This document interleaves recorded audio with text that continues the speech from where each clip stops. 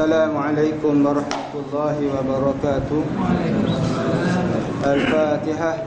A'udzubillahi minasyaitonir rajim. Bismillahirrahmanirrahim. Alhamdulillahi rabbil alamin. Ar-Rahmanir Rahim. Maliki yaumiddin. Iyyaka na'budu wa iyyaka nasta'in.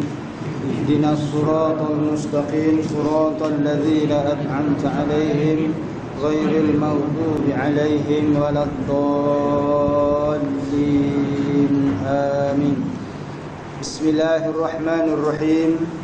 Alhamdulillahi rabbil alamin. Nahmaduhu wa nasta'inuhu wa nastaghfiruh wa na'udzu billahi min shururi anfusina wa min sayyiati a'malina. Man yahdihillahu fala mudilla lahu wa man yudlilhu fala hadiya lahu. Ashhadu an la ilaha illallah wahdahu la syarika lah, ilahum fis samai wa ilahum fil ard, wa ashhadu anna Muhammadan abduhu wa rasuluh. Allahumma salli ala sayyidina wa habibina wa syafi'ina wa qudwatina Muhammadin wa ala alihi wa sahbihi wa man yatamassaka bi sunnatihi ila yaumiddin. Rabbi shrah li sadri wa yassir li amri wahlul 'uqdatam min lisani yafqahu qawli. Subhanaka la ilma lana illa ma 'allamtana innaka antal alimul hakim. Wala haula wala quwwata illa billahil aliyyil azim. Rabbi yassir wa la tu'assir ya karim. Summa amma ba'du. Alhamdulillah, syukur kita kepada Allah Subhanahu wa taala pada malam yang penuh dengan keberkatan, penuh dengan kebaikan ini, kita dapat lagi berkumpul di dalam rumah Allah Subhanahu wa taala ini, yang merupakan sebahagian daripada rumah-rumah Allah yang diberkati, yang digunakan untuk beribadat kepada Allah Subhanahu wa taala, melaksanakan, merancang program dan juga aktiviti-aktiviti yang boleh menambahkan iman kita kepada Allah Ta'ala, yang boleh mendekatkan diri kita kepada Rasulullah Sallallahu Alaihi Wasallam, yang menambahkan maklumat, yang menambahkan informasi, yang menambahkan input yang baik, bagi menambahkan iman, bagi menambahkan amal kita, dan juga menambahkan ibadat kita kepada Allah Subhanahu wa taala.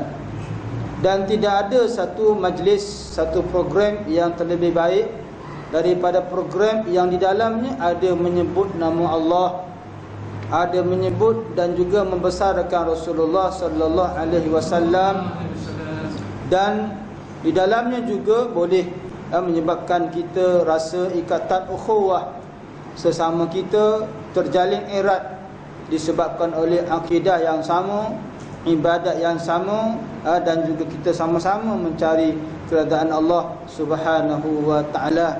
Tuan-tuan yang dirahmati Allah, jadi seperti biasalah pada malam ini kita sambung lagi program atau majlis ilmu kita yang disifatkan oleh Rasulullah sallallahu alaihi wasallam sebagai taman-taman syurga. Ini merupakan taman-taman syurga, sebab di dalamnya ada juga kita menceritakan tentang syurga, tentang neraka. Macam mana, bagaimanakah amalan yang kita buat yang boleh menyebabkan kita mendapat syurga Allah Subhanahu wa taala, dan macam mana dan bagaimanakah cara kita untuk menjarakkan diri kita, menjauhkan diri kita daripada azab neraka Allah Subhanahu wa taala. Dan pada pertemuan kita yang lepas, kita telah membicarakan berkenaan dengan kelebihan solat sunat rawatib, iaitu solat sunat yang mengiringi solat-solat fardu, sama ada yang sebelumnya ataupun yang selepasnya. Dan malam ini ada lagi dua hadis berbaki dalam tajuk berkenaan dengan kelebihan solat sunat rawatib, yang insya-Allah kita akan beralih pada tajuk yang baru lepas itu berkenaan dengan solat sunat selepas wudu, tahiyatul masjid, solat witir dan solat duha yang juga sebahagian daripada solat-solat sunat yang amat dititik beratkan oleh junjungan Nabi Muhammad sallallahu alaihi wasallam. Baik, kita baca halaman 78. Imam Muslim meriwayatkan daripada Aisyah radhiyallahu anha, beliau berkata, kana Nabi sallallahu alaihi wasallam yusalli fi baiti qabla zuhri arba'ah summa yakhruju fayusalli bin nasi summa yadkhulu fayusalli raka'atain wa kana yusalli bin nasi al-maghriba summa yadkhulu baiti fayusalli raka'atain wa yusalli bin nasi al-isya'a wa yadkhulu baiti fayusalli raka'atain. Kata Aisyah radhiyallahu anha, kana Nabi sallallahu alaihi wasallam yusalli fi baiti qabla zuhri arba'ah. Adalah Nabi sallallahu alaihi wasallam dia solat di rumahku qabla zuhri, sebelum zuhur, sebanyak 4 rakaat. Ada hadis yang kita baca sebelum daripada hari malam ni berkenaan dengan solat zuhur, sebelumnya 2 rakaat. Sedangkan pada malam ni kita baca Nabi melakukan solat sunat sebelum zuhur 4 rakaat. Ini memberikan rahmat pada kita seluruhnya. Maknanya kalau kita suka buat 2 rakaat, silakan. Kalau kita nak buat 4 rakaat pun silakan. 2 pun tak salah, 4 pun tak salah.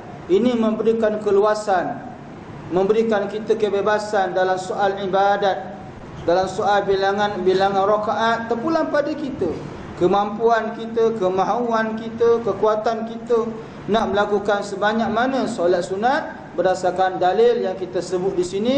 Ada yang 2 rakaat dan ada yang 4 rakaat. Dan ada ketikanya baginda Nabi sallallahu alaihi wasallam melaksanakan sembahyang sunat di masjid. Ada ketikanya baginda solat sunat di rumah, sekaligus membenarkan apa yang Nabi sebut dalam hadis yang lain. Nabi mengatakan, jangan jadikan rumah kamu untuk seperti kubur. Senyap je, tak ada melaksanakan solat sunat, ngaji pun tidak, zikir pun tak. Maka Nabi menggalakkan kita solat fardu di masjid, di surau, tetapi solat sunat dilakukan di rumah masing-masing. Tetapi urufnya, budaya kita di negara kita, di Malaysia, di Melaka atau di mana-mana di Semenanjung ini, biasanya orang melakukan solat sunat pun di masjid ataupun di surau. Sebab kebetulan dia memang datang ke masjid, dia datang ke surau, maka suraulah, masjidlah tempat dia melaksanakan solat-solat sunat, sama ada yang sebelum atau selepas solat fardu yang dinamakan sebagai an-nawafil ataupun rawatib bainal fardu, baina salawatil fardhi. Boleh buat di mana-mana saja tuan-tuan, tidak mengapa. Baik. Summa yakhruju fa yusalli bin nasi. Lepas Nabi solat di rumah 4 rakaat, Nabi pun keluar daripada rumah. Fa yusalli bin nas. Nabi pun solatlah bersama orang lain, bersama masyarakat, bersama sahabat, iaitu solat fardu. Summa yadkhulu, kemudian baginda masuk semula. Fa yusalli raka'ataini. Baginda solat sebanyak 2 rakaat. Antara masjid Nabi dengan rumah sebelah menyebelah aja. Bukan 1 kilometer, bukan 100 meter, tak. Sebelah menyebelah saja. Rumah Nabi sebelah dan masjidnya sebelah. Jadi memudahkan Nabi pergi dan balik ke rumah dan juga ke masjidnya. So terpulang pada kita. Wa kana yusalli bin nasil maghribi. Dan adalah baginda solat bersama-sama sahabat pada waktu maghrib.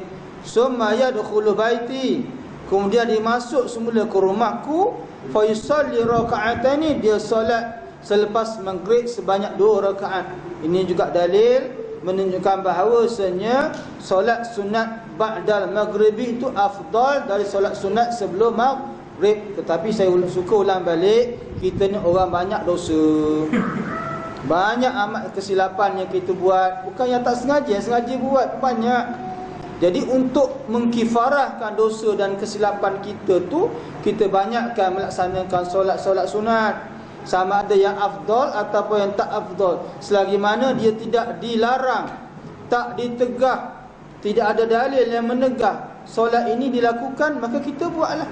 Sama ada yang afdal ataupun yang tidak afdal. Kecualilah Kalau kita rasa kita ni amat banyak dah solat sunat, so kita pilih mana-mana waktu yang baik, yang afdal bagi kita. Bagi saya, kita buat jugalah sama ada yang afdal ataupun yang tidak. Bagaimana tidak ada larangan, maka kita buat, sebab kita adalah hamba Allah ya Ta'ala yang banyak amat dosanya.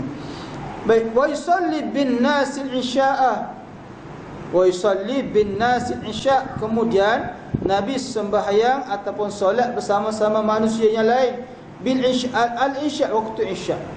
Fayad wa yadkhulul baiti, kemudian Nabi masuk rumah semula. Fa yusalli raka'ataini, dan Nabi solat sunat isya' selepasnya sebanyak 2 rakaat.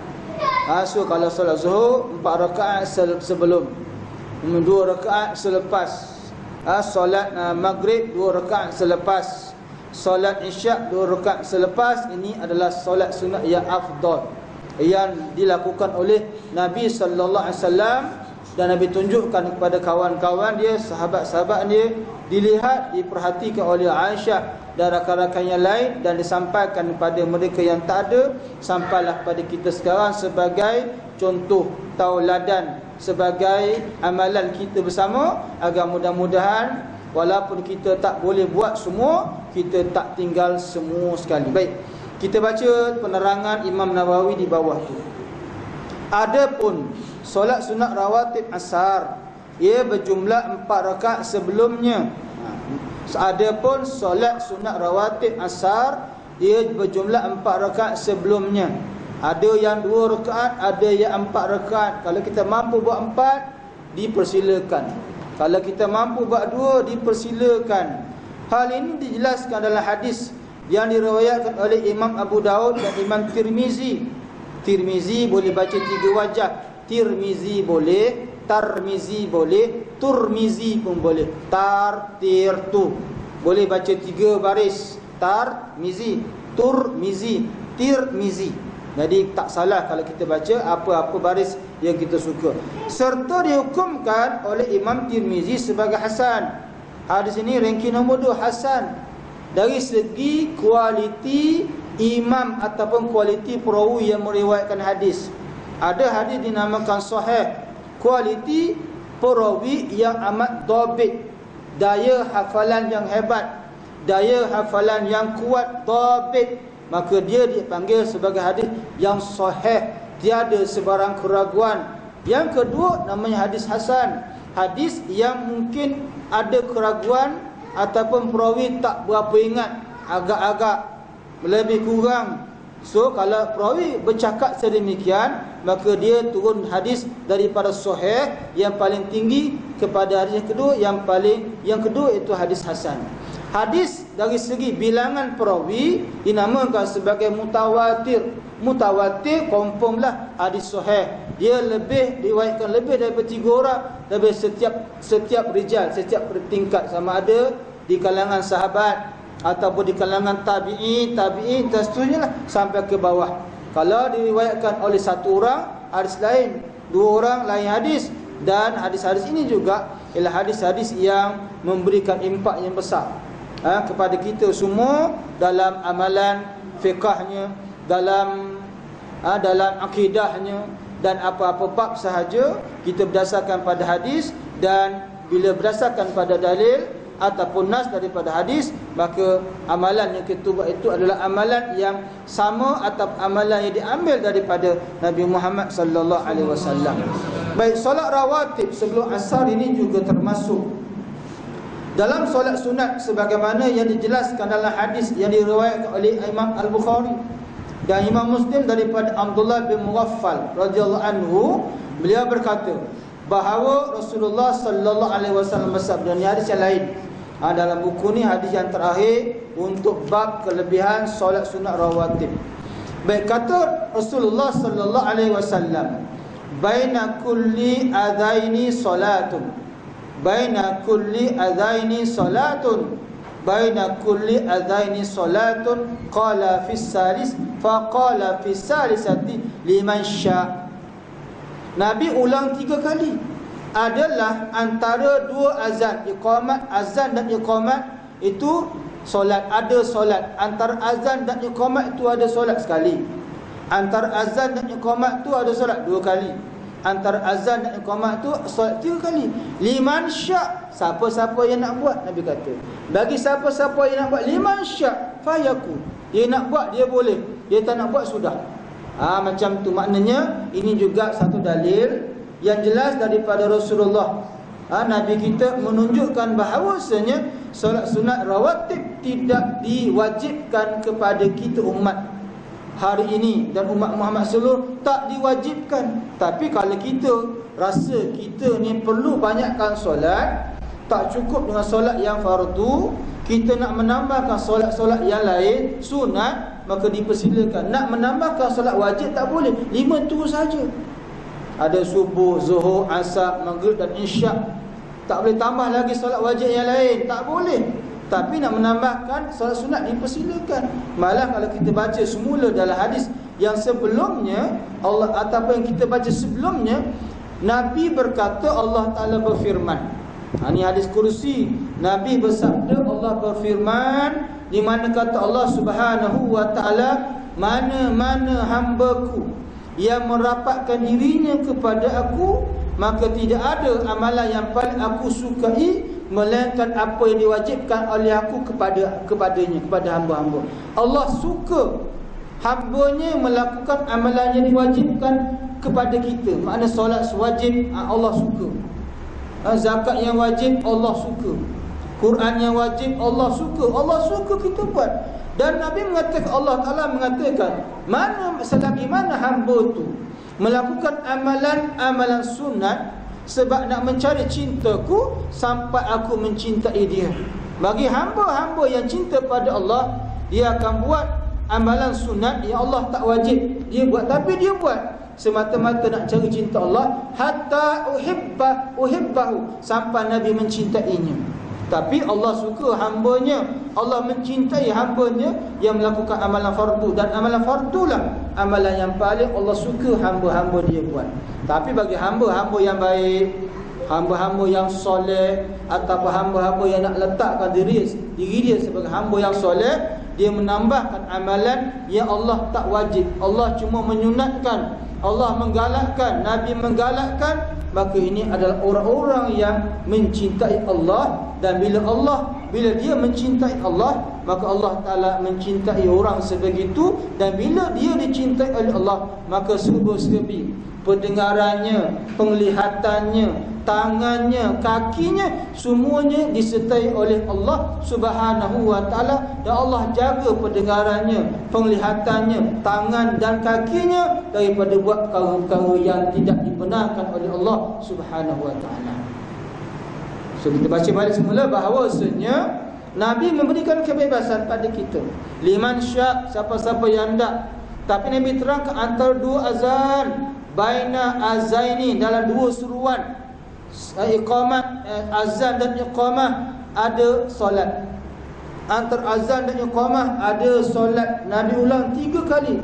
Nabi menyebut fisalisati 3 kali. Dan Nabi mengatakan liman syak, sesiapa yang suka dia boleh buat, siapa yang tak suka dia boleh tinggalkan. Jadi kalau kita mencintai Nabi, kita nak ikut jejak Nabi, kalau kita tak mampu buat semua, kita tak tinggal semua, dan kita buat selagi mana kita mampu. Sebab solat sunat ini bukan sangat berat. Dan Allah sebut dalam ayat yang lain, wasta'inu bis-sabri was-salah innaha lakabiratun illa 'alal khashi'in. Dan mintalah pertolongan kepada Allah dengan solat dan sabar.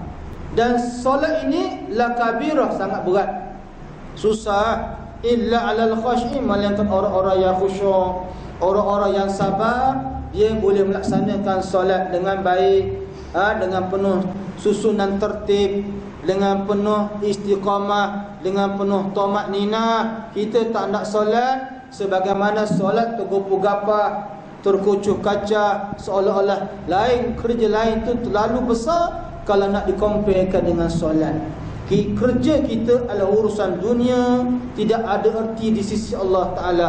Allah sebut dalam ayat yang lain, wa mal hayatad dunya illa la'ibun wa lahun, wa mal hayatad dunya illa mata'ul ghurur. Tak ada kehidupan di dunia ni, tak ada apa-apa illa mata'ul ghurur, melainkan satu keseronokan al-ghurur yang didusta ataupun yang bohong sahaja. Al-ghurur tu bohong sementara sifatnya.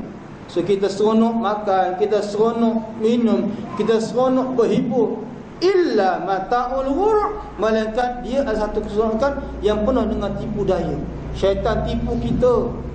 Syaitan datang bisikkan tipu daya pada kita supaya kita seronok, cenderung kepada hiburan yang melekakan, yang melalaikan. Bila tiba time solat, kita solat dalam keadaan hati kita berat, solat dalam keadaan malas, solat nak cepat-cepat, di hujung waktu kita laksanakan solat. Maka solat yang sebegini sama sebagaimana sembahyang orang-orang munafik.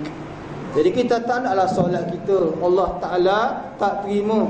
Memang sah, kita bukan sekadar nak sah sahaja pada hukum fiqh, tapi kita nak Allah terima. Bila Allah Ta'ala terima, pasti ada kesan yang baik, efek ataupun impak yang besar kepada tingkah laku kita, cara kita berfikir, cara kita bercakap. Berdasarkan solat yang kita buat, maka Allah Ta'ala akan dorong dan melorongi kita ke tempat-tempat yang baik sesuai dengan solat yang kita buat semata-mata nak mencari keridaan Allah Subhanahu wa Ta'ala. Maka terbelalah pada kita semua, sama ada nak solat sunat sebelum atau selepas, tidak ada paksaan. Tapi bagi kita orang-orang yang baik, nak dapat syurga tu satu benda yang susah.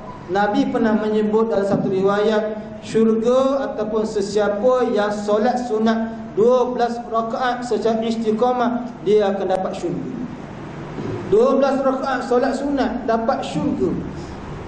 Apatah lagi kalau kita menambah ataupun mengekalkan amalan solat fardu.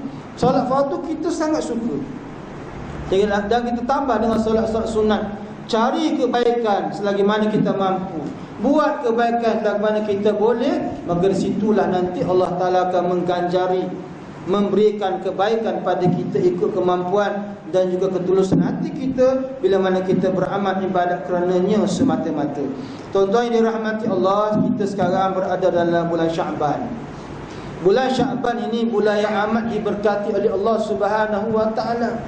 Nabi berdoa, doa yang kita baca dalam bulan Rajab kan, Allahumma barik lana fi Rajabin. Rajab dah lepas, wa Sya'ban, ni dalam bulan Sya'ban ini. Ni dalam bulan Sya'ban termasuk dalam doa baginda Nabi sallallahu alaihi wasallam. Maknanya dalam bulan Sya'ban ini, Sya'ban merupakan bulan yang paling hampir dengan Ramadan. Ramadan merupakan bulan yang berkat, dan bulan inilah Sya'ban ni merupakan bulan untuk kita latih. Latih apa? Membanyakkan amalan sunat munat. Inilah masa kita nak membanyakkan sembahyang sunat, mengajinya, berpuasa sunatnya, dan lain-lain lah. Yang dalam bulan Ramadan pasti ruh ini akan ada bila mana kita dah mulakan dalam bulan Sya'ban tadi. Keseronokan Ramadan bermula dalam bulan Sya'ban. Disebut dalam satu riwayat kisah, macam manakah perangai Umar Al-Khattab bila mana tibanya bulan Sya'ban. Dia akan keluar berjalan petang-petang dan dia mengatakan Ramadan. Sahabat melihat Umar seolah-olah Ramadan tu merupakan seorang sahabat yang datang pada Umar Al-Khattab yang amat dirinduinya, dan Umar menunggu Ramadan datang pada dia. Macam menunggu orang, menunggu kekasih, menunggu buah hati, menunggu ma'ruf. Ni tingkah laku Umar semasa bulan Sya'ban, nak menunggu bulan Ramadan. Maka kita pun demikian juga, bukan tunggu Ramadan cemas, alamak Ramadanan berat, penat, habislah kita. Kalau kita perangai macam tu, na'udzubillah, kita tak suka Ramadan. Sedangkan Ramadan ni juga ada syarikat untuk dapat syurga Allah Subhanahu wa Ta'ala. Sebelum tiba Ramadan, Allah Ta'ala bagi bulan Sya'ban untuk diguna pakai oleh kita bagi menambahkan amalan baik, bagi membolehkan Ramadan yang kita dapat betul-betul diberkati oleh Allah atas kita. Kita berada dalam bulan Sya'ban, kebaikan Sya'ban jangan tinggalkan. Banyakkan amalan baik, banyak amalan sunat, dan insya-Allah kita buat iftar jama'i juga dalam bulan Sya'ban, sebagaimana bulan Rajab yang kita buat sekali. So kita ambil keberkatan bulan Sya'ban, kita puasalah sunat, kita iftar jama'i untuk sama-sama kita ngajak rakan-rakan kita terus sama mencari keberkatan dalam bulan Sya'ban. Kita la fakhar, kita tidak kita tidak bangga. Tapi alangkah baiknya kalau kita belum buat amalan ini serentak ramai-ramai. Kita bahkan dalam WhatsApp kita, dalam Telegram kita, datang ramai-ramai muslimin dan muslimat buka puasa di sekolah kita ni. Buka puasa untuk apa? Untuk beribadat. Kalau puasa tu ibadat, buka puasa pun ibadat. Bukan puasa je ibadat, tapi membuka puasa juga, iftar itu ibadat. Allah menyebut, Nabi sebut dalam hadis, iftar itu juga berkat. Antara orang berkat ialah orang yang sedang berpuasa. Jadi doa orang puasa itu berkat. Nak buka puasa pun kita ada doa, dan doa itu amat diberkati oleh Allah Subhanahu wa taala. Baik, ini dalam bulan Syaban kita cuba buat sebagaimana yang Nabi sebut, dan kita tambahkan amalan kita untuk mencari keberkatan dalam bulan Syaban dan dilebarkan sampailah bulan Ramadan al-Mun'am.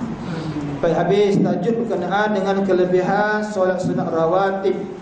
Alhamdulillah alim dah kita dalam bab ni. Baik, kita beralih pada tajuk baru. Kalau di sekolah kita ada ujian PBS, pentaksiran berasaskan sekolah, kita edarkan kertas, kita sebut kan, band berapa, evidence berapa, kita sebut. Kalau diedarkan soalan pada kita, boleh jawab tak tentang kelebihan-kelebihan solat sunat rawatib sebagaimana yang kita belajar tempoh hari. Baik, tajuk baru ialah solat sunat selepas wudu, tahiyatul masjid, witir dan duha.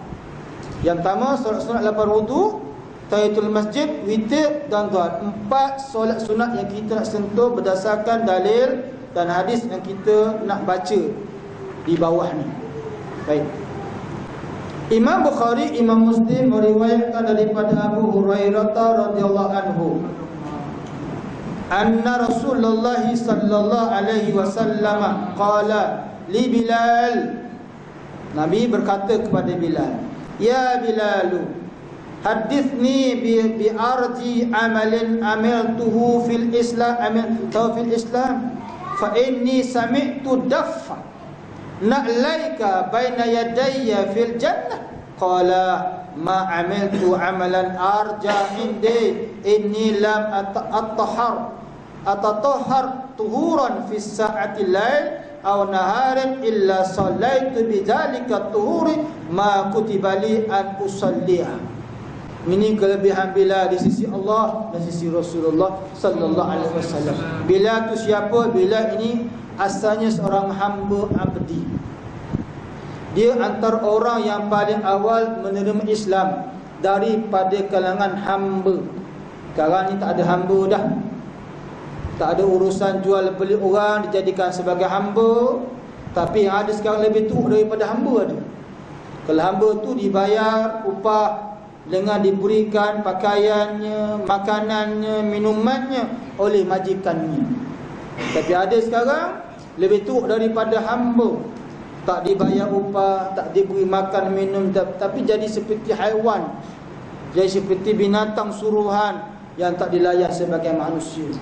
Dan antara yang tu terima adalah orang-orang Islam. Tengok yang berlaku di Burma, yang berlaku kepada orang-orang Rohingya, yang berlaku di Sudan. Apa salah mereka? Salah mereka ialah mereka tu Muslim je. Lain kesalahan tak ada. Mereka tu hanya Muslim. Siapa yang nak tolong? Tak ada nak tolong. Yang datang Turki datang tolong. Malaysia ada? Tak ada. Ini tak ada? Tak ada. Semuanya penakut, bacul semuanya. Turki datang tolong dengan armada tenteranya untuk selamatkan orang-orang ini daripada jadi mangsa keganasan orang-orang kafir laknat di Burma itu tadi. Maka kita doalah agar Allah Ta'ala memberikan kebaikan kepada mereka, dijadikan mereka sebagai syuhada baina syuhada'i lillahi ta'ala, sebab mereka adalah orang yang seagama dengan kita. Baik, kelebihan solat. Baik, ana Rasulullah sallallahu alaihi wasallam qala li Bilal, bahawa Rasulullah sallallahu alaihi wasallam bersabda pada Bilal, ya Bilal, wahai Bilal. Bilal ni tukang azan, muazzin Rasulullah. Disebabkan Bilal ni terlalu popular, glamour, hari ni pun Bilal nama dikekalkan. Walaupun nama dia Ma'in, nama dia Ibrahim, Bilal juga. Bilal bukan nama asal dia, memang tugas dia muazzin, tetap dipanggil Bilal. Dalam kad pun alam Samsul Jali bin Awam, tapi dipanggil Bilal sebab dia kerja sebagai muazzin. Mana Bilal? Tak ada Bilal, yang ada Samsul Jali saja.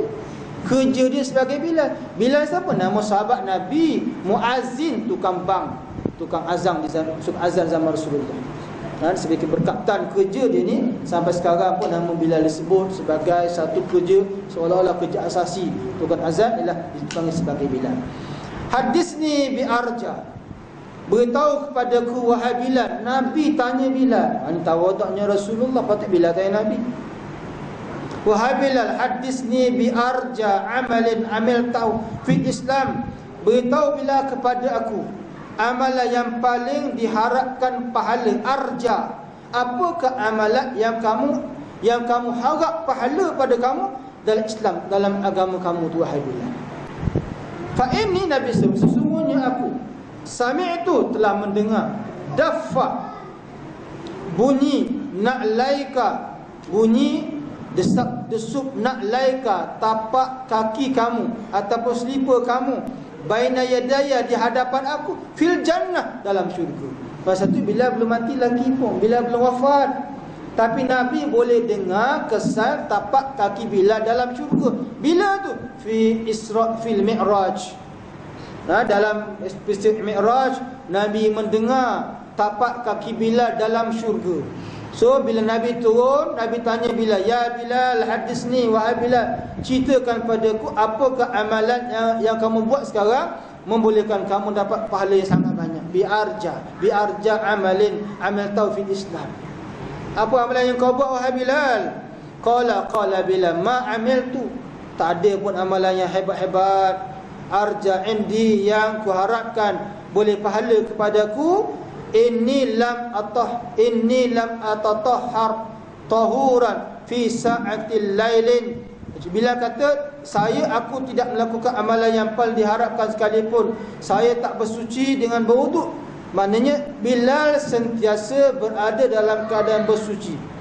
Lailin aw naharin, siang dan malam. Bilal sentiasa berada dalam keadaan ada wuduk siang dan juga malam. Ini kelebihan Bilal yang membolehkan dia dapat pahala yang besar daripada Allah dan syurga Allah Subhanahu wa taala. Malam tadi pun kita cerita tentang benda ni, tentang amalan-amalan yang diberikan pada kita, kebebasan pada kita nak buat apa pun. Amalan yang baik yang kita nak buat, kita katakan kalau kita hendak berselawat, silakan, ada dalil selawat kan. Sahabat Nabi tanya Nabi, wahai Rasulullah, sebanyak mana masa yang patut saya peruntukkan untuk selawat pada kamu ya Rasulullah? Boleh tak 1/3? Nabi kata boleh, tapi kalau lebih lagi bagus. 2/3 pun boleh, tapi kalau lebih lagi baik. 3/3 semua, itulah yang terbaik. Seluruh masa dia siang dan malam hanya tumpukan berselawat semata-mata. Nabi kata ini yang terbaik. Membaca selawat baik, zikir, tahmid, takbir, tasbih pun baik. Termasuk juga berwuduk sentiasa siang dan malam baik. Dan kalau istiqamah, nak istiqamah, maka bila mana kita buat bersungguh-sungguh semata-mata nak cara redha Allah, maka Allah akan beredha kita dan hasilnya kita dapat syurga daripada Allah Subhanahu wa taala. Tuan-tuan, syurga ni cantik. Kalau Nabi sebut ataupun surah Al-Insan, kalau kita hayati, Allah cerita tentang syurga dan aksesori dalam syurga. Cawannya, gelasnya, dindingnya, airnya dalam syurga. Surah Al-Dahr atau surah Al-Insan. Hal ata 'alal insan hinu minad dahri lam yakun syai'an mazkur. Surah Al-Insan, surah Al-Dahr. Baca, hayati makna dia, cerita tentang syurga saja. Orang syurga ni apa dia dapat? Makanan yang macam mana, cawan yang macam mana, air yang macam mana, hidangan dalam syurga. Allah sebut jelaskan dalam Al-Quran dan surah berkenaan. Begitu juga sedikit maklumat dalam surah Muhammad. Allah cerita tentang air yang dihidangkan oleh Allah, sungai yang ada dalam surah Muhammad. Ada sungai madu, ada sungai arak, ada sungai susu, ada sungai air biasa yang lam yataghayyar, yang tak akan berubah. Dia punya warna, dia punya tak akan berubah. Lizatil lisyaribin, lazat bagi orang yang meminumnya. Ai arak wa anharun khamrin lazzatil lisyaribin, sungai arak yang lazat diminum oleh orang-orang yang meminumnya. So dalam syurga arak tu tak mabuk. Tapi di dunia ni memang haram dan boleh memabukkan. Di syurga ni Allah sediakan untuk hamba-hambanya yang beriman dan beramal soleh. Allah tak beri syurga pada orang Islam, tapi orang beriman sahaja. Sebab ramai di luar sana manusia yang menisbahkan diri dia sebagai Islam tapi tak beramal dengan Islam. Nisbah diri dia Islam, I am Muslim, tapi amalan tak Muslim pun. Pakaian pun sama, tutur katanya pun sama, memaki hamun, merendah-rendahkan orang lain, menghina orang, itu bukan Islam. Sebab Nabi mengatakan caci maki ini kasar. Kekasaran dekatnya pada neraka. Nabi sebut 3 orang manusia yang jangan dimaki hamun. Yang pertama, imam yang adil, ketua yang adil, jangan caci. Nombor 2, orang alim, jangan caci. Yang ketiga, orang tua yang beriman, jangan caci maki dia. Kalau caci maki, imbang mati sesat. 3 jenis manusia. Yang pertama, pemimpin yang adil. Kedua, orang alim.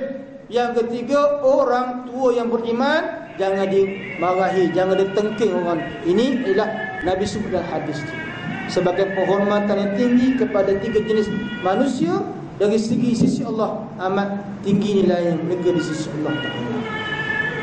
Baik, sebab caci maki itu kasar, dan kasar lebih dekat pada neraka. Baik, bila jawab, saya tidak melakukan amalan yang paling diharapkan pahala sekalipun. Saya tak bersuci dengan berwuduk satu malam atau siang, melainkan saya akan mengerjakan solat semampu. Lepas Bilal berwuduk, Bilal kata, saya akan mengerjakan solat semampu saya dengan wuduk tersebut. Wuduk itu bila buat solat dan solat dan solat naharin, lailan wa nahar, siang dan juga malam. Dengan satu wuduk tu bila boleh melakukan solat banyak. Sebab tu bila sentiasa dalam keadaan sebadan berwuduk. Kalau kita berwuduk, kita baca Al-Quran, baca dan baca, maknanya kita berada dalam keadaan bersih sentiasa. Solat sentiasa, mengaji Quran sentiasa. Bagi tuan-tuan yang mengajar Al-Quran, mengajar anak kita Quran, biarlah ada wuduk. Walaupun yang baca Iqra' semata-mata. Iqra' tu pun ayat Al-Quran, bukan Iqra' tu tulisan huruf Rumi A, B, C. Iqra' tu ialah muqaddimah kepada alam Al-Quran bagi anak-anak kita di kalangan budak-budak. Jadi kalau kita pun bapa budak pun tak reti baca Quran, kita mulakan Iqra'. Iqra' ialah muqaddimah kepada alam Al-Quran yang perlu dibaca, yang kena ada wuduk. Anak yang baca pun kena ada wuduk. Guru yang mengajar pun kena ada wuduk. Kenapa? Berkat. Kita nak berkat. Sebab tu Nabi kata, sebaik-baik kamu ialah orang yang belajar Al-Quran dan mengajarkannya kepada orang ramai. Itu kebolehan orang itu. Sebab tu banyak hadis Nabi sebutkan, apakah, sahabat tanya, apa ya Rasulullah, apakah amalan yang paling afdal sekali? Nabi kata, antaranya birrul walidaini, buatlah baik pada orang tua kamu. Al-jihadu fi sabilillah, berjihad pada jalan Allah. Maksudnya peluang kita untuk beramal tu banyak. Kalau kita mampu mengaji Quran dan kita mampu mengajar Quran, dipersilakan. Kalau kita tak boleh mengajar tapi kita boleh mengaji, mengajilah. Kalau kita tak boleh mengaji atau mengaji hanya sedikit, kita boleh, tapi kita boleh dalam bab lain. Apa yang kita boleh buat dalam kebaikan, kita boleh bersedekah, sedekahlah. Sebab ini berupaya untuk memberikan kita pahala besar di sisi Allah Ta'ala. Kita bebas, kita bebas untuk buat apa amalan yang kita buat. Termasuk juga lepas wuduk, solat sunnah. Selagi mana kita mampu, selagi mana kita mampu. Nabi kata, liman syah, kita mampu silakan. Kalau kita tak boleh buat, kita buat yang sikit dah, jangan langsung tak boleh buat. Baik, ini solat sunat selepas wuduk. Masuk solat wuduk terpulang pada kita. Usolli sunat rakaataini saja. Saja aku solat sunat 2 rakaat, kita buat lepas wuduk pun boleh buat. Kita biasa tak buat, sebab kita mungkin tak tahu ataupun tak nak buat, terpulang pada kita. Kita buat lain-lain solat yang kita mampu. Artinya ada solat sunat yang kita buat bagi mengiringi solat-solat fardu. Sebab Nabi sebutlah hadis yang kita pernah baca berkali-kali dalam majlis macam ni. Apa Nabi kata? Inna awwala ma yuhasibu bil abdu yaumal qiyamah min amali salatuhu. Perkara pertama yang Allah Ta'ala akan tanya hambanya kelak pada hari kiamat ialah solat dia sembahyang. Allah tanya nombor satu, Allah cek nombor satu, banyak amalan yang dia buat. Yang pertama Allah soal solat. Solat okey ke tak? Kalau solat okey, okey semua amalan. Kalau solat tidak okey, habislah kita. Wa in salahat kullu amali wa in fasadat kullu amali. Kalau solat kamu okey, maka segala amalan kamu pun solahat. Okey. Anjaha wa aflaha. Kamu akan berjaya di dunia, berjaya juga di akhirat. Anjaha dunia, aflaha akhirat. Macam azan kita, hayya alal falah. Al-falah itu ialah kejayaan fil akhirah. An-najah ialah kejayaan fid dunia. Kita tak sebut dalam azan kita hayya alan najah, tak. Kita sebut hayya alal falah. Kita sebut hayya alal falah. Kenapa? Al-falah itu ialah kejayaan fil akhirah. Jadi kalau gambar dalam TV tu al-falah tu kapal terbang, bangunan tinggi, itu tak kena tempat dia. Sebab kejayaan tu bukan dunia, tapi kejayaan tu adalah akhirat. Tapi Nabi sebut, kalau solat kamu okey, aflaha wa anjah. Kamu berjaya di dunia, akhirat dan juga di dunia. Orang yang berjaya di dunia pun melalui solat dia. Tapi kalau tak solat berjaya, harta banyak, rumah besar, nampak macam berjaya, tapi dia tak berjaya sebenarnya. Sebab kata orang-orang tasawuf, satu benda yang sangat rugi, mengumpulkan harta yang banyak lalu ditinggalkan. Banyak harta tu kumpul, duit berjuta-juta, yang cash pun berjuta, yang bank pun juta. Kereta sedozen kereta, banyak kereta, bersepah-sepah, tak cukup di dalam gate dia keluar. Tiba-tiba saya pasal apa? Kata ahli tasawuf rugi sebab himpunkan harta tapi ditinggalkan. Ini satu benda yang paling rugi sekali. Himpun harta banyak, akhirnya ditinggalkan. Mana amalan yang kita buat? Amalan kita tak himpun. Amalan kita tak buat, tapi sibuk dengan usaha-usaha dunia yang Allah sebut apa tadi? Wa mal hayatad dunya illa mata'ul ghurur. Tidak ada nilai di sisi Allah hidup dunia melainkan mata keseronokan al-ghurur yang sia-sia. Tipu daya, al-ghurur tipu daya. Tipu daya saja. Sebab tu Nabi kata dalam hadis yang lain, kalaulah dunia ini bernilai di sisi Allah Ta'ala walaupun senipis sayap nyamuk, nescaya Allah Ta'ala tak akan kasih makan kepada orang-orang kafir. Tak kasih makan. Kalau nilainya macam tu, tapi manusia tak ada nilai langsung. Kecuali orang soleh jadikan dunia ini sebagai alat untuk mencari keadaan Allah Subhanahu wa ta'ala. Bukan matlamat segala-gala, alat. Kereta itu sebagai alat, rumah sebagai alat, gaji sebesar sebagai alat. Alat apa? Mencari keadaan Allah Subhanahu wa ta'ala. Hidup dalam rumah yang besar. Rumah kita dibina daripada batu, Allah yang jadikan. Daripada simen, Allah yang jadikan. Daripada pasir, Allah yang jadikan. Daripada besi, Allah jadikan. Tapi ahli rumah tak sembahyang pun daripada rumah yang dia buat melalui kejadian Allah pun buat. Rumah besar, tapi kenapa tak fikir? Sebagaimana kalau kita sebut, ataupun kalau kata ulama, dunia ni ada tuan dia. Tuan dunia ni Allah. Macam kita duduk dalam satu rumah, ada tuan dia.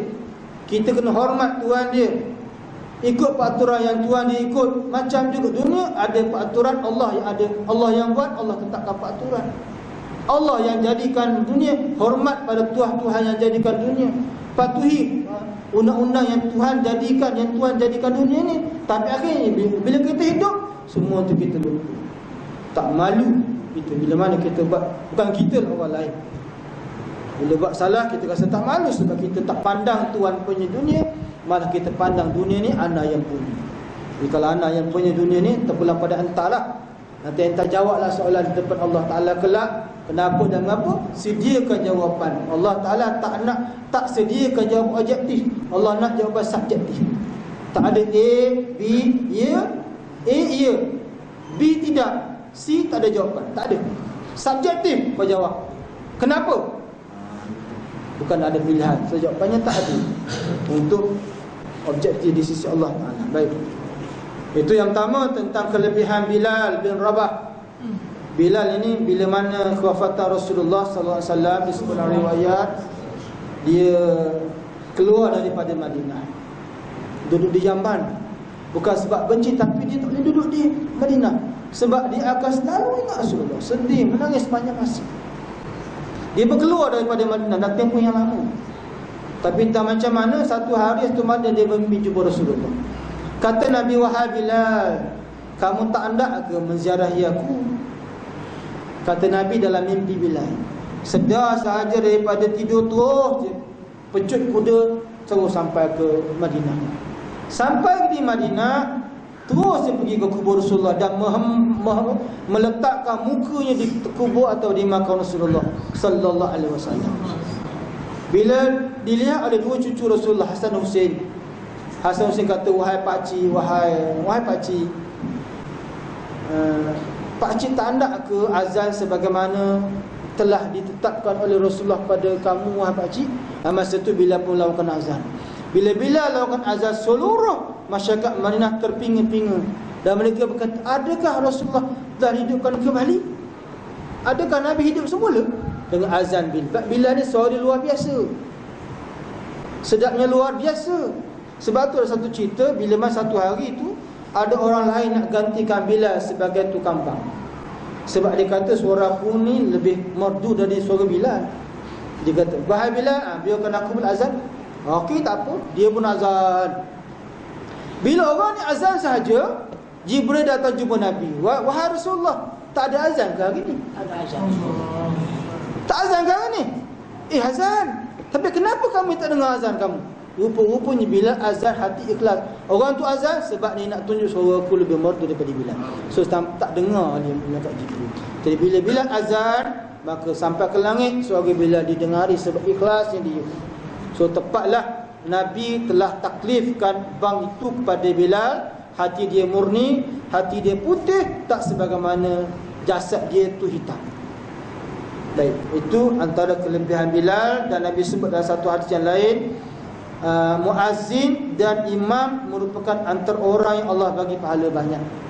Dan Nabi berdoa supaya diberikan rahmat kepada Bilal dan diberikan petunjuk kepada imam.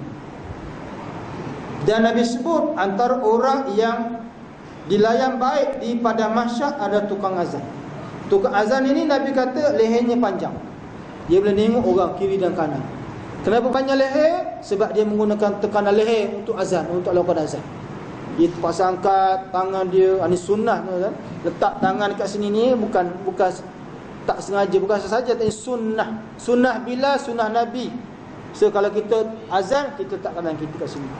Ini sebab sunnahnya ialah sebab zaman tu kan tak ada mikrofon. So nak power lagi, nak kuat. Sekarang pun walaupun dah ada speaker, dah ada mikrofon, kita ikutlah.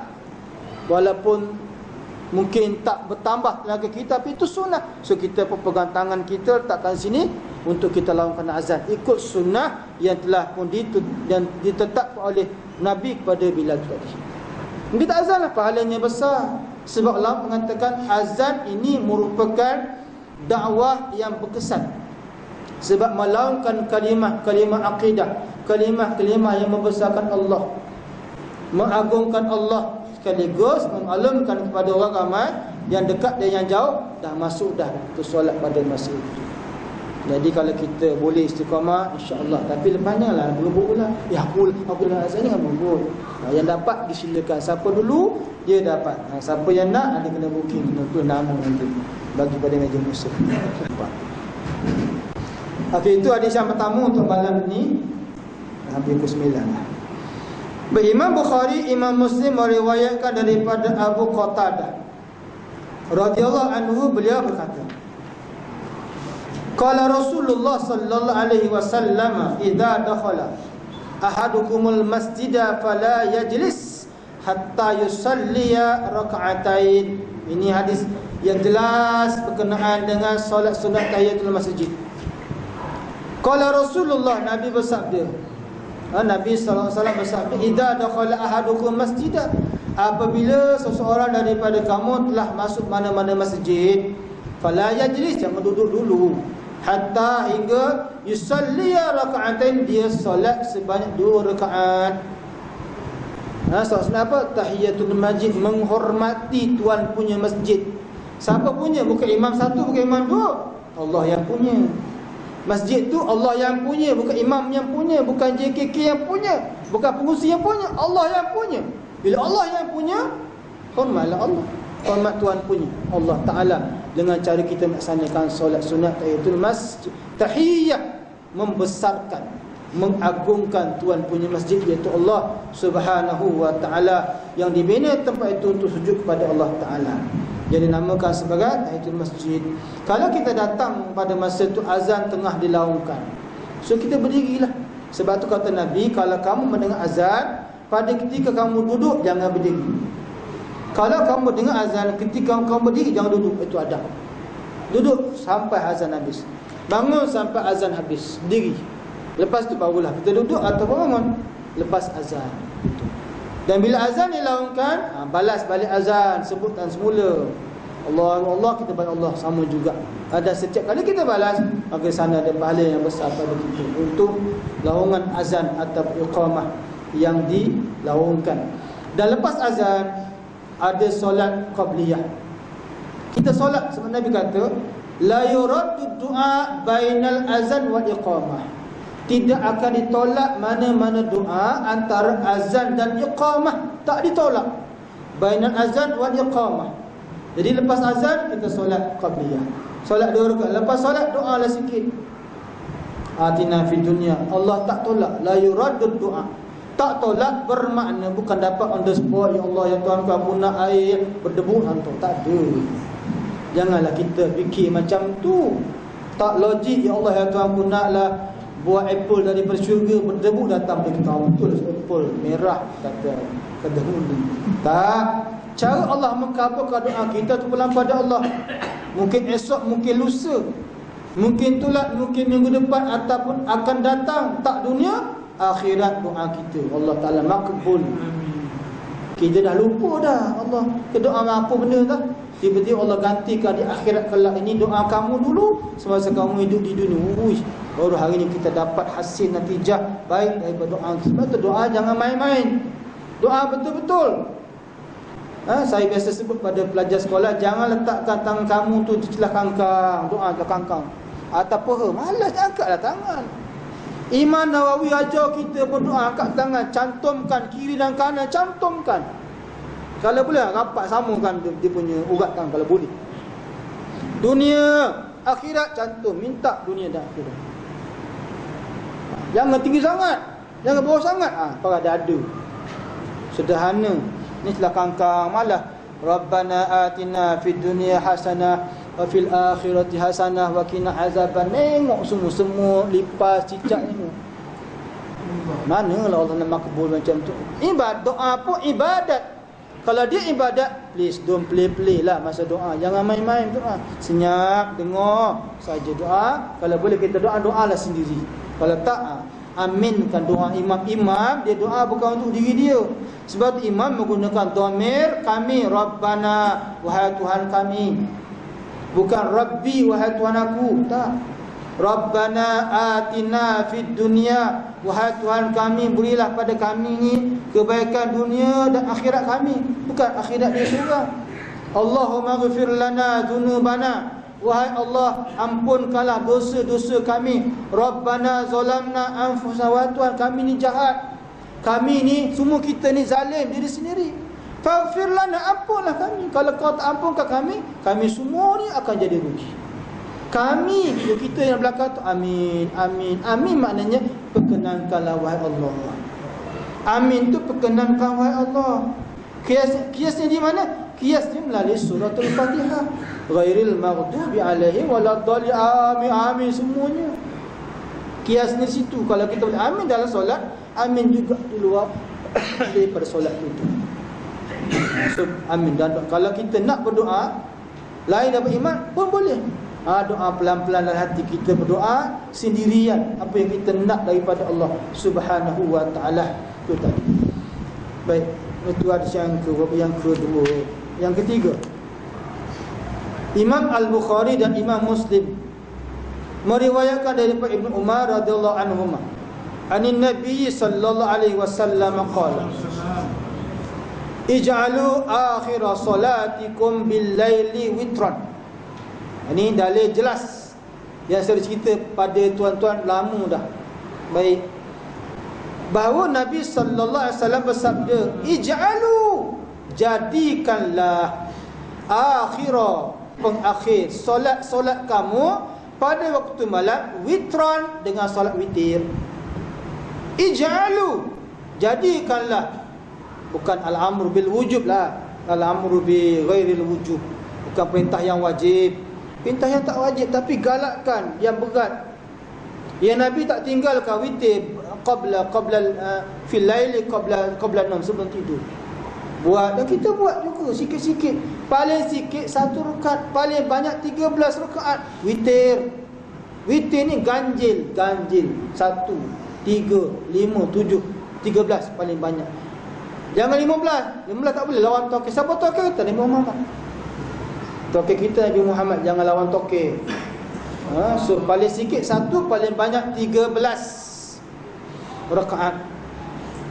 Ij'alu akhir salatikum bil-laili witran, jadikanlah akhir malam kamu, solat kamu dengan witir pada waktu malam. Witir walaupun 1 rakaat, tuan buatlah 1 rakaat, paling tidak 1 kan, very simple. Allah Akbar, Fatihah, dah selesai. Rukuk, tidak, sujud, habis. Witir, doalah, ya Allah, terimalah taqabbal minna solatana tamah, terimalah solat kami semua sekali, terima ya Allah.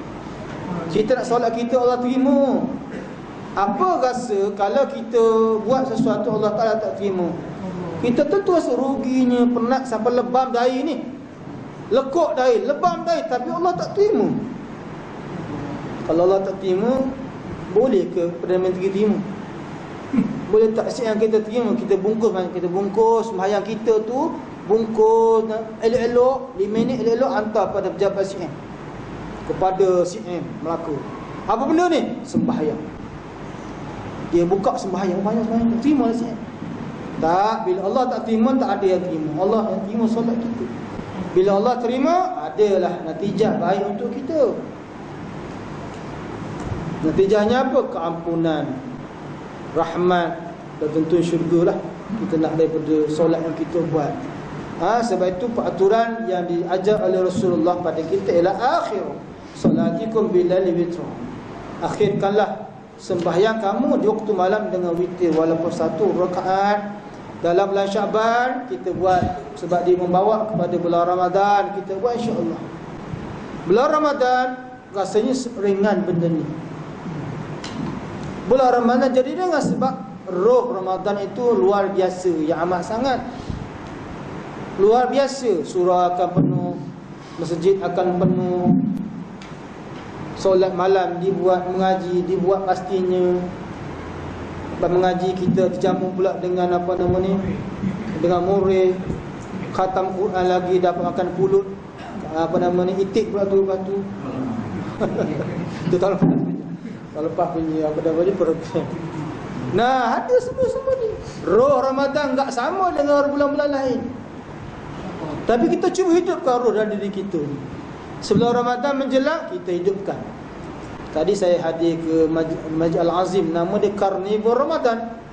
Tapi cari buah kurma 1 tak ada gerak. Apa hamba Ramadan ni? Tak ada pun kurma. Dia punya Malik Karnival ambang Ramadan. Apa yang hamba Ramadan? Tak ada pun Ramadan pun. Kurma pun tak ada. Yang berkaitan dengan Ramadan, yang adanya baju-baju banyak. Buku-buku. Kedai buku pun 1 je. Lain semua banyak kedai pakaian. Tak apalah, itu pun kira bagus, tapi nama dia tak kena. Dia amal Ramadan. Baik, mana lagi ya? Okay, kita baca hadis yang keempat, mungkin terakhir insya-Allah bagi malam ni. Baik, Imam Al-Bukhari dan Imam Muslim meriwayatkan daripada Abu Hurairah radhiyallahu anhu. Kata dia, "Awsani khalili sallallahu alaihi wasallam bisiyami 3 ayyamin min kulli syahrin." wa raka'at duha wa an utira qabla an arquda. Tentang kelebihan solat duha. Baik. Kekasihku, Abu Hurairah menyifatkan Rasulullah itu kekasih dia. Berpesan pada saya, berwasiat pada saya, supaya saya mengerjakan yang pertama, puasa 3 hari dalam setiap bulan. Ini kita tak mampu buat. 2 rakaat solat duha kita boleh buat. 2 rakaat duha. Dan saya tunaikan solat witir sebelum saya tidur. Ini pesan Nabi kepada siapa? Abu Hurairah. 3 hari sebulan puasa, 13, 14, 15 bulan Islam. Bukan bulan Januari, Februari. Bulan Islam. Sekarang bulan Syaban 6. Ini 6 bulan. Malam yang ke-7. Dah seminggu dah Syaban berlalu. Dah puasa belum? Yang dah puasa alhamdulillah. Yang belum puasa, puasalah. Azam berpuasa. Azam sahaja pun dah boleh pahala. Kalau buat lagi, darilah besar pahala Syaban yang kita dapat untuk bulan Syaban. Baik, dan juga wa an utira qabla an arquda, dan solat witir sebelum saya tidur. Ini amalan Rasulullah. Nabi pesan pada Abu Hurairah dan dia buatlah. Kalau mampu kita buat tuan-tuan sunnah yang besar. Kalau mampu kita buat sunnah yang besar, sebagaimana cerita yang kita dengar, satu orang-orang yang meninggal dunia, kuburnya dihiasi dengan bunga yang wangi-wangi. Kubur dia tu ada bunga-bunga. Yang lihat tak ada bunga, orang nampak. Siapa yang letak, siapa yang tanam, tak? Bila dah di kampus, orang tanya sini, wahai puan, apa amalan suami puan sangat hebat ni? Sampai Allah Ta'ala bagi macam ni punya kelebihan. Dia kata, suami saya tak pernah tinggalkan duha dan witir, pagi dan malam, tak pernah tinggal. Maka Allah tunjukkan pada orang hidup, ini balasannya. Boleh tengok secara live, testimoni ada depan mata kita. Tak cemburu lah kita? Tentu kita cemburu. Kita nak jadi macam malah lebih. Mati dalam sujud, mati tengah beramal, mati tengah beribadat, kita nak macam tu. Tapi adalah syarat-syaratnya. Ada sebab kenapa Allah hina satu orang-orang. Ada sebab kenapa Allah muliakan satu orang-orang. Berdasarkan pada amalan dan juga niat dia. Kalau kita memang nawai itu kita baik, sangka baik dengan Allah Ta'ala, kita dapat sebagaimana sangkaan kita tu. So kita cuba beramal untuk kita dapat keridaan Allah. Minta Allah matikan kita dalam keadaan baik, mulia. Yang paling baik mati ketika sujud. Macam nama ni, Ramadan Al-Buti. Apa? Imam ulama dekat Syria mati tengah mengajar. Pegang mikrofon berdebung meletup. Saya pun cek juga mana ada bom, tak ada. Mati dalam keadaan baik. Tengah mengajar mati. Tu guru saya kat pondok tu pun sama juga. Tengah dia mengajar, tiba-tiba dia rebah. Nampak tuan guru ni hak milik masyarakat. Isteri dia pun tak sempat nak uruskan jenazah. Semua anak murid diuruskan.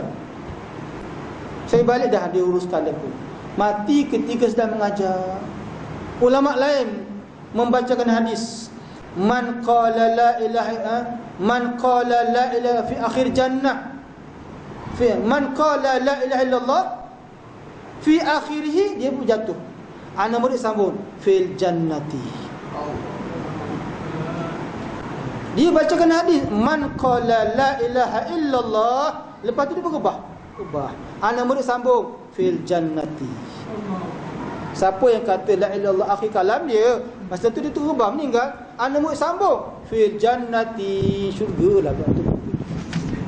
Nanti dalam keadaan baik kita nak. Dan kita doa, Allahumma akhiru ajalana bi syahadati. Tapi nak macam tu, Allah alam. Kita pun tahlil kurang. Tahlil tu baca tu lah, la ilaha illallah. Bukan tahlil majlis tahlil. Tahlil bukan majlis tahlil. Tahlil itulah kalimat la ilaha illallah. Tu ucapan tahlil. Seorang-seorang kita ajar sentiasa la ilaha illallah, la ilaha. Baca. Sampai bila-bila pun, mudah-mudahan kelak bila di akhir kalam kita, itu kalimah yang muncul pada akal kita dan kita sebut selalu. Sebab kita dia biasa sebut masa kita sihat. Kalau masa sihat pun kita jarang sebut, jangan ingat masa nak mati mudah sebut. So, lagi susah. Bila nak mati dalam sakaratul maut, nama pun sakara tu kan mabuk. Sakara tu maknanya mabuk, tengok apa-apa dah. Yang datang pada kita masa tu macam-macam gambaran oleh syaitan. Gambar mak ayah kita, gambaran anak-anak kita, gambaran apa yang kita minat dahulu. Kalau dulu kita minat minat apa? Minat main polo, datang kuda. Ni kuda kau dulu ni polo. Kalau kita minat mancing, datang pancing. Kalau ni entah datang semua. Waktu sakaratul maut, masa tu kita tak nampak ada apa. Nauzubillah. Menakutkan kita. Hujung usia kita merupakan paling berkesan atau paling kritikal. Waktu tu syaitan akan terus goda untuk jauhkan kita dari rahmat Allah Ta'ala. Sebab tu masa siap ini kita banyak doa agar kita di akhir kalam kita ialah dalam keadaan kita dikawal, dijaga oleh Allah Ta'ala, oleh malaikat-malaikat Allah. Baik, itu kita ulang balik. Awsini khalili sallallahu alaihi wasallam bisiyami salasati ayyam min kulli syahrin wa raka'atai duha wa an utira qabla an arkudah. Nabi pesan padaku 3 benda. Yang pertama, puasa 3 hari dalam sebulan, solat sunat duha 2 rakaat dan witir sebelum tidur. Ini pesanan Rasulullah kepada Abu Hurairah. Imam An-Nawawi berkata, sesungguhnya mengerjakan solat witir sebelum tidur adalah digalakkan bagi orang yang tidak yakin mampu bangun di akhir malam. Jika dia yakin bahawa waktu akhir malam adalah lebih utama untuk dia witir. Ni Imam Nawawi bagi guideline pada kita. Kalau kita rasa kita memang tak mampu bangun malam, witirlah. Kalau kita mampu bangun malam, tak apa, jangan buat lagi. Buat lepas itu. Dan kita diajar oleh ulama tentang dipanggil deep sleep, tidur yang berkesan. Supaya tidur kita tu walaupun 3 jam berkesan dan memberikan tenaga untuk kita bangun malam beribadat dan esok berjuang dalam kerja kita. Deep sleep nama dia, deep sleep. Pada minggu lepas dalam ruangan Usrah Hakim, Ustaz Zuhur Ramli sebut tentang benda ni, tentang macam mana cara tidur yang berkesan untuk kita, diamalkan oleh orang-orang soleh di kalangan alim ulama. Tidur yang boleh memberikan dia tenaga. Pejuang-pejuang tidur macam tu. Dia tidur contoh pukul 10 sampai pukul 12, tidur yang baik. Dia bangun dan dia berjaga sampai siang. Kita tidur pukul 2, tidur bangun penat bangun sebab tak cukup tidur. Tidur macam tu tak kesan, tak ada tenaga. Sebab makin tidur banyak, makin letih tu. Tidur dan sebab tu Nabi bila kita baca kan, kaki dia bengkak. Bengkak sebab apa? Sebab berjaga malam solat. Kita bengkak mata sebab tidur banyak. Bengkak je mata tidur banyak. Orang bengkak kaki sebab solat malam dini malam. Macam tu. Mudah-mudahan Allah Ta'ala jadikan kita orang yang baca cerita orang soleh dan kita tiru sikit sebanyak. Beramal paling-paling tak malam ni kita start dengan solat witir 1 rakaat sebelum tidur.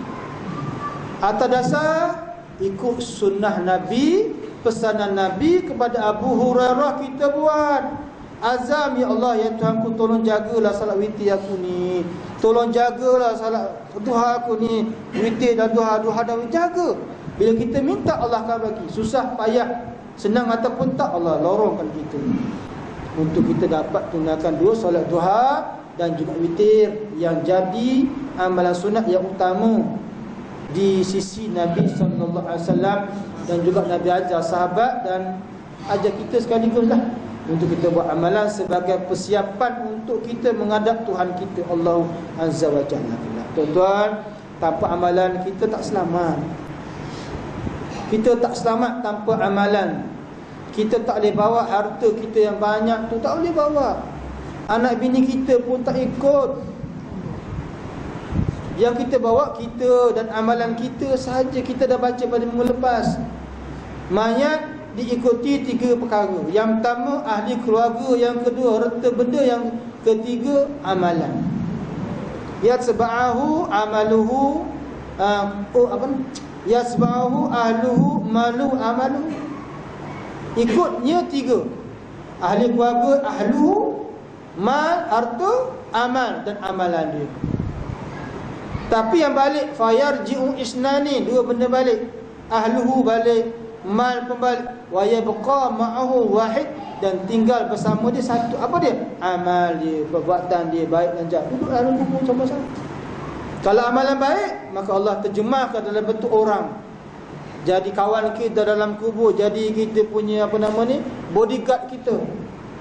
Kita tanya, man anta? Awak siapa? Orang tu kata, ana amaluka soleh. Saya ni amalan kamu yang soleh dulu. Dia terjemahkan jadi orang. Datang malaikat munkar, nakir, nak tanya kita, nentang kita, jangan. Kamu jangan soal orang ni, di bawah jabatan aku. Jadi malaikat ni tukang soal. Kalau dia disoal, dia tak tahu nak jawab macam mana. Malaikat munkar tukang tanya, malaikat nakir tukang hentam. Jadi bila mana dia ditanya, dia tak dijawab. Dia cuma tanya je, tanya dan tanya. Jadi bila ada orang yang jaga, dia kembali pada Allah. Wahai Allah, orang ni ada bodyguard lah. Allah kata, tinggalkan dia, itu urusan aku. So selamatlah orang ni daripada soal munkar nakir. Bila selamat dari soal munkar nakir, maka selamatlah sampai lebih sampailah alam mahsyar, dia pun dalam keadaan selamat dan sejahtera. Jadi kita nak selamatlah dalam keadaan baik. Wallahu alam, mudah-mudahan Allah Taala jadikan kita ni orang-orang yang baik-baik. Amin. Ada soalan ke mana? Ada. Nama Nabi kata yang mak aku masuk berpuasa 3 hari dalam 1 bulan. Adakah betul-betul ataupun boleh ayat pun tak? Tentu sunnah Nabi ya. Baik. Dalam huraian alim ulama, 3 hari ni dah turut-turut dipanggil bulan putih. Bulan putih itu ialah bulan-bulan Islam. Tentu Syaban, 13 Syaban, 14 Syaban dan 15 Syaban. 13, 14, 15 Syaban. Gitu. Bukan Januari, Februari. Itu tak haji. Yang hajinya ialah ni, bulan-bulan Islam. Dan kalau katakan kita tak boleh betul-turut, dalam hadis ini tak disebut sama ada stop ataupun non-stop. Tapi orang ulama kata non-stop, 13 sampai 15. Kalau kita tak mampu macam tu pun tak apalah. Kita boleh buat bagaimana kita mampu 3 hari 1 bulan. Raikan hadis ini. Kita dapat juga mudah-mudahan dapat semangat hadis, dapat semangat sunnah Nabi. Kalau kita tak mampu, ada 2 lagi. Ada 2 lagi amalan. Nabi pesan 3. Puasa 3 hari tak mampu, okey. Yang kedua, duha. Yang ketiga, witir. Ini takkan tak boleh buat. Boleh, fadal. Macam Nabi katakan, bila mana iza mata ibnu adam in qata'a kullu amali illa min salasi. Bila mati anak-anak Adam, terputus segala hubungan dia dengan dunia kecuali 3 perkara. Yang pertama, sedekatun jariyah, sedekah yang masih mengalir pahala-pahala dia. Itu kalau dia bersedekah. Dan sedekah itu bukan bermakna duit dimasukkan dalam tabung. Senyum pun sedekah. Kita duduk masjid, datang tabung, dan apa datang, kita senyum. Apa ustaz? Jangan lakukan sedekah ni. Kan Nabi kata senyum ke sedekah? Lalu saja. Beratlah macam tu, tak haji. Okey, yang kedua, sedekah. Yang pertama sedekah. Yang kedua, ilmu yang yuntafa'u, yang bermanfaat. Yang ketiga ialah anak yang soleh. Orang bujang tak ada anak, ada 2 lagi untuk dia. Ilmu yang bermanfaat, ilmu yang boleh beri faedah. Sama ada fardu kifayah atau fardu ain, yang berfaedah kepada manusia. Apa ya? Apa-apa yang baik. Ilmu wiring. Kita tak pandai, kita beli satu kipas, kita pasang mana-mana celah, pasang. Kita masih lagi nunggu lampu chandelier, tukar, pasang, dari bercerah terang jadi makin terang. Pahala tu lagi mana seorang dipakai, lagi tu manusia akan yang itu dapat pahala yang mana. Tambah aircon lagi, sejuk kita sampai keluar salji, sejuk. Boleh pahala. Pahala lagi mana kita pakai. Itu ke mana? Boleh pahala tuan-tuan, ikut kebolehan dan kemampuan kita. Yang ada anak, latih anak tu jadi anak yang soleh, anak yang baik, yang berdoa untuk kita. Syarat anak soleh, cirinya ialah berdoa pada mak ayah. Kita macam mana? Kita anak soleh. Mak kita mana? Di alam barzakh. Doa lah. Rabbi ighfirli wa liwalidayya warhamhuma kama rabbayani shaghira. Ya ajar Allah dalam Al-Quran. Tak boleh datang bahasa Arab, dalam bahasa Melayu, dalam bahasa apa juga, bahasa orang putih, dalam bahasa Jawa terpulangkan. Mana bahasa apa? Boleh buat. Terpulang pada kita. Okey, boleh ya? Lagi tentang jaga malam, adakah nak ramal jaga malam maksudnya kena tidur sebentar ke ataupun jaga? Okey. Ayat Al-Quran fatahajjat lahu. Tahajjud ni makna berjaga. Apa sedar, makna syarat dia nak solat malam tahajud, khususnya tidur dulu and terjaga di solat. Itu makna tahajud. Fatahajjat nafilan asa an yab'athaka rabbuka maqaman mahmudah. Solat malam ganjaran terbaiknya ialah Allah akan bangkitkan kamu dalam keadaan terpuji. Kita bangkit daripada kubur sama macam orang lain, tapi kita bangkit dalam keadaan baik, mahmudah. Sebab apa? Fatahajjat bihi nafilah. Kita bangun malam untuk bertahajud. Tahajud maknanya jaga malam untuk bersolat. Syarat tidur tu nak, itu makna tahajud. Bangun daripada tempat tidur. Bukan tahajud tanpa tidur, bangun tempat tidur. Berapa lama? Setengah jam, 1 jam terpulang dah.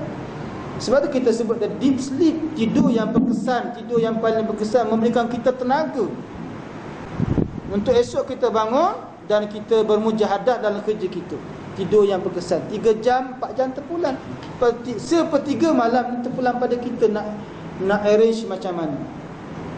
Mula daripada 1 pagi sampai ke bawah 1/3 ataupun sebelum tu. Sebab tu kalau kita, Imam Nawawi mengatakan kalau kita mampu bangun malam, tangguh dulu witir. Kalau kita rasa kita tak boleh malam bangun malam, witir lah. Tapi kalau kita dah witir sebelum tidur macam mana? Boleh solat. Itu adab sahaja. Kalau kita dah witir 1 rakaat malam tu, kita bangun semula malam, lepas tidur kita witir 2 rakaat. Janji 3 rakaat, 3 rakaat ataupun witir tetap ganjil 1 malam kena. Bukan bila kita witir dah dilarang. Tak ada larangan dalam solat. Yang malam tak ada larangan, sepanjang malam kita solat. Ataupun kita kekal istiqamah, solat fardu isyak berjamaah, solat subuh isyak berjamaah, seolah-olah kamu sembahyang seluruh malam pahalanya. Dah boleh lah. Dah boleh rupanya. Kita dah tak mampu nak solat malam, tapi istiqamah, isyak pun berjamaah, subuh berjamaah, pahalanya seolah-olah kita solat sepanjang malam. Esok sama, lusa pun sama, sepanjang hidup tu sama. Pahalanya macam tu punya besar.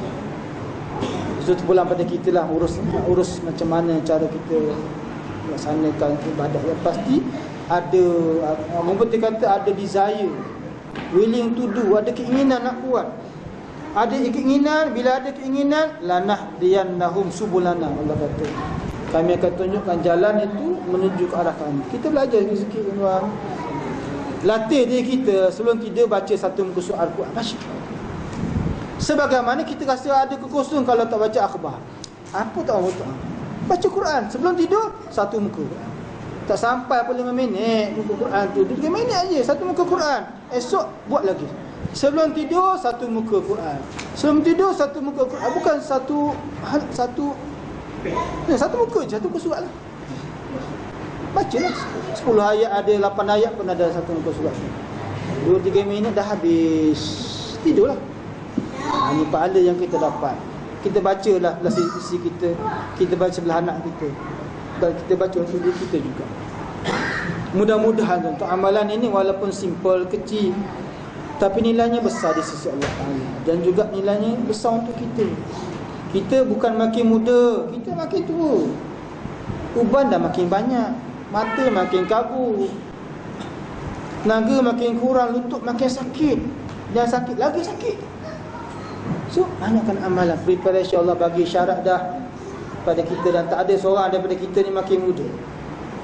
Makin tua dan makin tua, dan bila makin tua kita makin sedar, kita makin hampir dengan kubur kita, bertemu Allah Subhanahu wa taala.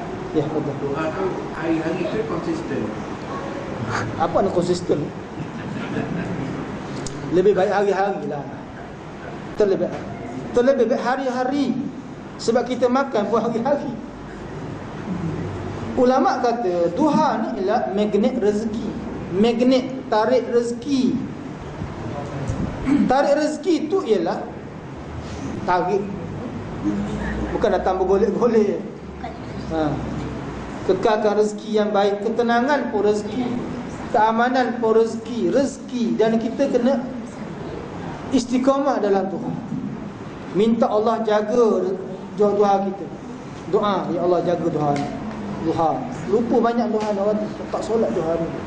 Dulu sebagai pekerja biasa duha tak tinggal. Naik pangkat sikit saya sebagai supervisor dah duha tak so, I am very busy, you know. I am very busy lah, tak sempat nak duha. Nanti dah jadi pengurus lagi tak sempat. Bukan duha, yang fardu pun tak sempat. Sempatkanlah masa kita. InsyaAllah ada masa dia. Carilah masa kita untuk Allah. Bila ada masa untuk Allah, Allah ada masa untuk kita. Dan di situ nilai yang tinggi di sisi Allah dan amalan kita. Jadi kalau mampu buat hari-hari, buatlah hari-hari. Kalau tak mampu pun tak apa, selang sehari, selang 2 hari, boleh pun buat. Tapi itulah rugilah kalau tak buat. Sebab Nabi sebut dalam hadis dia, memadai kamu solat duha 2 rakaat cukup sebagai sedekah kamu. Memadai, kita tak ada kata lah sedekah. Memadai solat sunat ini sebagai sedekah. Senang duha, tak payah baca ayat, baca Fatihah, rukuk, tu je. Kita baca hadis, Nabi kata nak dia baca kuliah yang pertama, qul Allah yang kedua. Solat sunat kita bacalah. Menjadikan amalan, tak kisah pendek atau ringkas. Kuliah, qul Allah. Kuliah, qul apa solat sunat yang kita buat. Hajat pun sama bacaannya, witir pun sama, taubat pun sama, tasbih pun sama baca. Sebab apa? Ini sunnah yang Nabi ajar pada kita. Kalau kita hanya itu saja kita tahu, dan itu boleh memudahkan solat kita, tak memberatkan kita. Kalau mampu, silalah baca surah Yasin, Al-Baqarah, silalah. Kalau tak mampu, kuliah ke Allah, sahaja, memadai. Dan ada dalil dalam bab. Yang nak sapu ni Allah wa'ala al-Fatihah. Alhamdulillah.